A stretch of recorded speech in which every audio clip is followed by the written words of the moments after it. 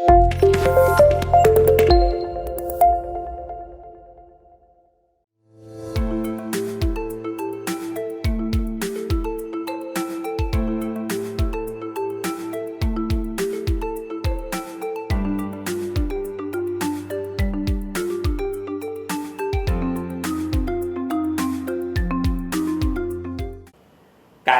कुन स्तरमा छ, सेवा प्रवाह कस्तो छ भन्ने कुरा चाहिँ म जान्दछु।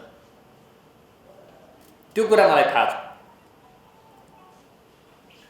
मैले आशा गर्छु कि हाम्रो प्रतिबद्धता पारदर्शिता सहितको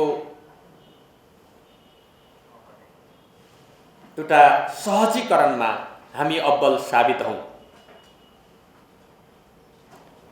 त्यसको लागि हामीले प्रविधिहरूको पनि उच्चतम प्रयोग गरौं।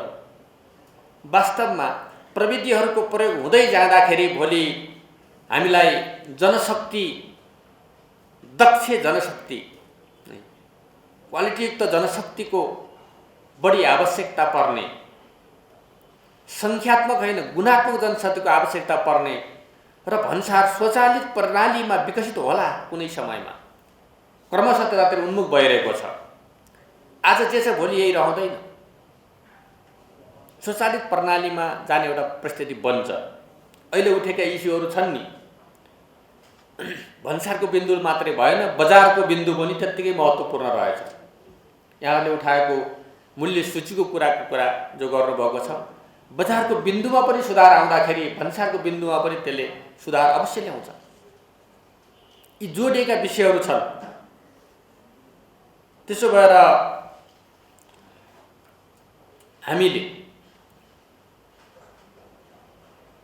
भन्सार बिन्दुमा हाम्रा व्यवहारलाई पारदर्शी बनाएर व्यापार सहजीकरणलाई एउटा उत्कृष्ट रूपमा अगाडि बढाउन हाम्रो आजको दायित्व हो। त्यसमा मेरो पूर्ण प्रतिबद्धता छ।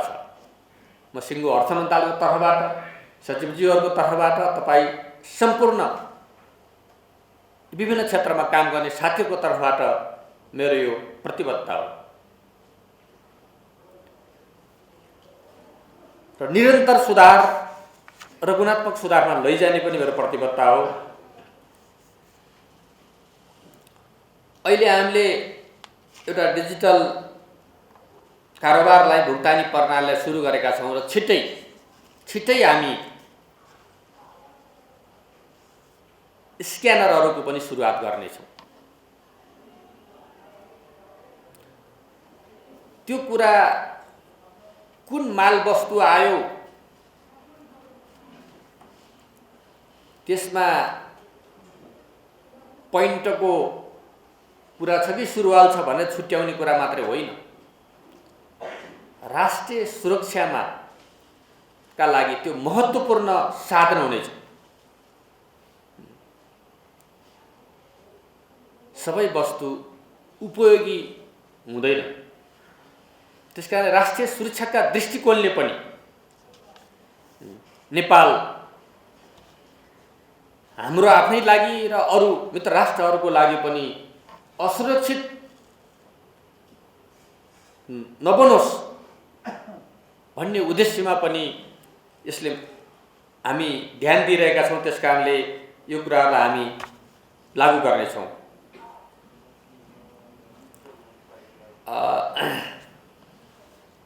अब अन्तर्राष्ट्रिय मूल्य श्रृङ्खलाको कुरा पनि छ। अन्तर्राष्ट्रिय मूल्य श्रृङ्खलाका कारण पनि हाम्रा भन्सार बिन्दुहरूमा त्यसलाई पनि सहजीकरण गर्दै भन्सार बिन्दुहरूमा उत्पन्न हुने अवरोधहरूलाई हटाउने, वैध व्यापारको सहजीकरण गर्ने, व्यापार पनि एउटा क्वालिटीयुक्त व्यापार, रासो चुहावट र तस्करीको कुरा आज हाम्रो मुख्य चुनौतीको रूपमा रहेको छ। त्यो भन्सार प्रशासन एक्लैले त्यसलाई समाधान गर्न सक्दैन। त्यसको लागि सिङ्गो राज्य संयन्त्र सो अनुरूप सो अनुकूल यो प्रतिबद्धता त्यही अनुरूपको हुन जरुरी छ। अर्थ मन्त्रालयको प्रतिबद्धता, भन्सारका कर्मचारीको प्रतिबद्धताले मात्र यो सम्भव छैन। राज्यका सबै संरचनाहरूको प्रतिबद्धता र व्यवहार सो अनुरूप हुनु पर्दछ। अपेक्षा गर्छु हामीले त्यो गराउने कुरामा सफल हुनेछौँ। अर्को कुरा छ हाम्रो सीमाना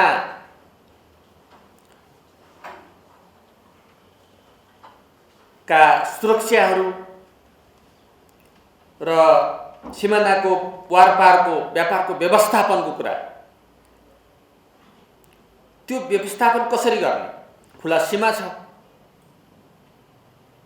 जानेरबाट जसरी पनि मान्छे अथवा सामान आयात र निर्यात भइरहने परिस्थिति छ। त्यसकारण यो सीमानाको व्यवस्थापकीय कुरा पनि अर्को चुनौतीको रूपमा रहेको छ। दुई देश बीचका सम्बन्धहरू हामी भन्सार मात्रै नभएर दुई देशको सम्बन्धलाई सहजीकरण गर्ने, राम्रो बनाउने अर्थमा पनि भन्सार प्रशासनको काम हुने भएको हुनाले दुई देश बीचको सम्बन्ध र दुई देश बीचका स्वार्थहरूको तालमेल पनि त्यत्तिकै महत्त्वपूर्ण कुरा हो। हामीले भन्सारलाई आयात एउटा गर्ने बिन्दुको रूपमा मात्रै नभएर निर्यात गर्ने एउटा वृहत स्टेसनको रूपमा पनि हामीले लिनुपर्ने आवश्यकता छ।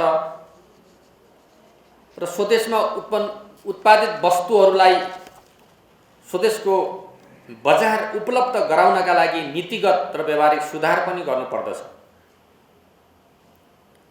हाम्रो झन्डै 50% को हाराहारीमा भनौँ न अहिलेको राष्ट्रको जुन योगदान भन्सार क्षेत्रबाट भइरहेको छ, त्यसलाई अन्य क्षेत्रबाट पूर्ति गर्दै यसलाई कम गर्नुपर्ने, हाम्रो मतलब आयातमा लाग्ने करलाई कम गर्ने कुरामा हामीले जोड दिनुपर्ने आवश्यकता छ।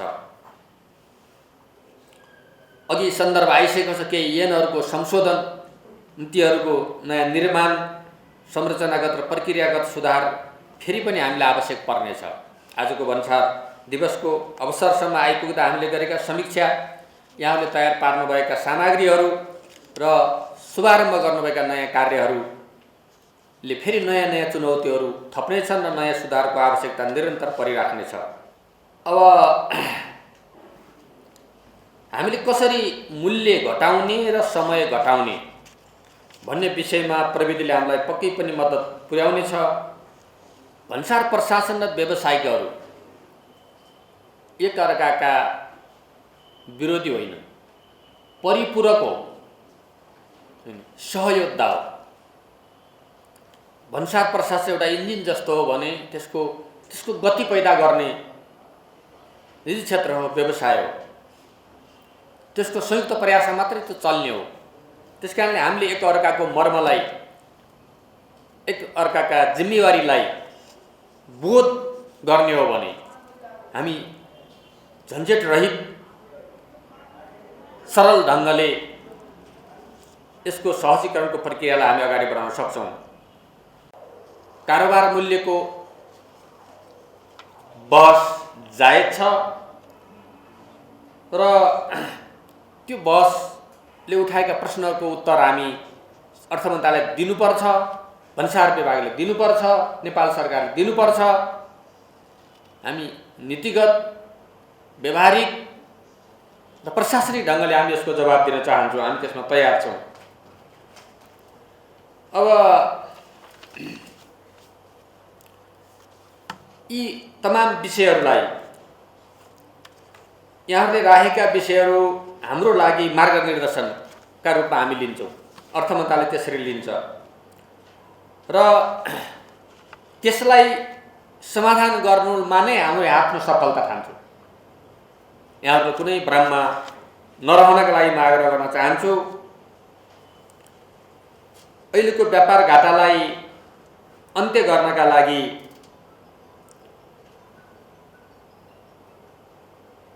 उत्पादन वृद्धि गर्नका कच्चा पदार्थ वा औजारहरूको आयातको हामी स्वागत गर्दछौँ।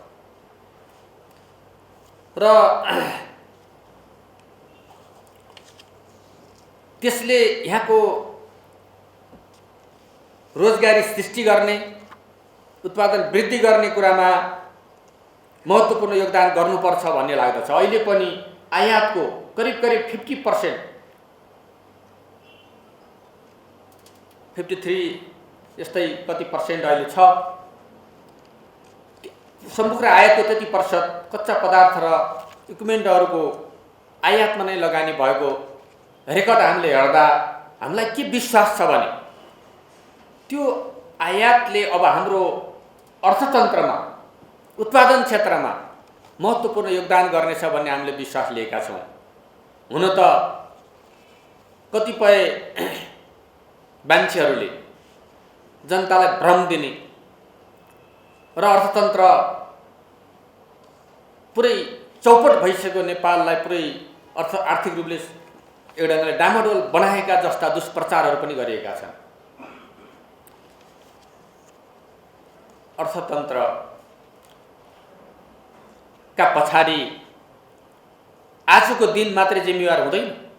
हिजोका नीति नियमहरू, हिजोका ऐन कानुनहरू, हिजोका हाम्रा व्यवहारहरू, हिजो हाम्रा लगानीहरूको परिणाम भोलिका दिनहरूमा, आजका दिनमा र भोलिका दिनमा व्यक्त हुँदै आउने हो। परिणामबाट यी सबै प्रक्रियाबाट अर्थतन्त्रमा परेका चाकहरूलाई हामी हटाउँदै सहज अवस्थामा लैजान सक्छौँ भन्ने कुरामा म विश्वस्त छु।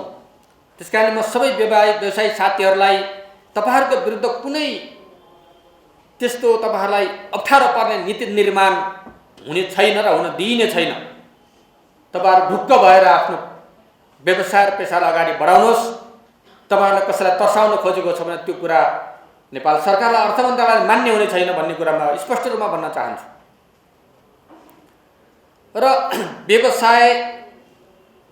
व्यवसायी र बैंकिङ क्षेत्रको बीचको अन्तर सम्बन्धलाई एउटा सन्तुलित र सहकार्य र सहमतिमा जाने खालको वातावरण बनाउनका लागि पनि हाम्रो प्रयास जारी रहनेछ र हामीले गरिरहेका छौँ। किन एकले अर्काको समस्या र चुनौतीलाई बुझिएन, मर्कालाई बुझिएन भने त्यहाँ अर्थतन्त्रमा ठूलो सङ्कट पैदा हुन सक्छ।